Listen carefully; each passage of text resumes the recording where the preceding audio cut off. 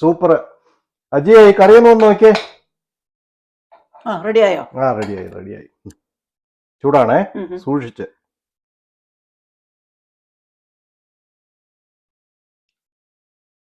കൊള്ളില്ല, ഉപ്പുമില്ല, മുളകുമില്ല.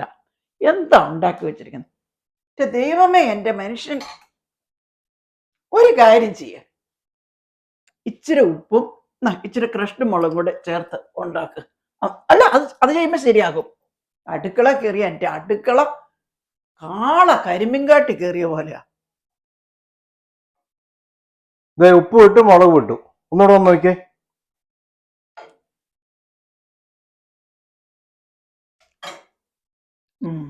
ഇതാ ഞാൻ പറഞ്ഞു, ഇപ്പൊ നല്ല സൂപ്പർ ആയിട്ടുണ്ട്, അടിപൊളി.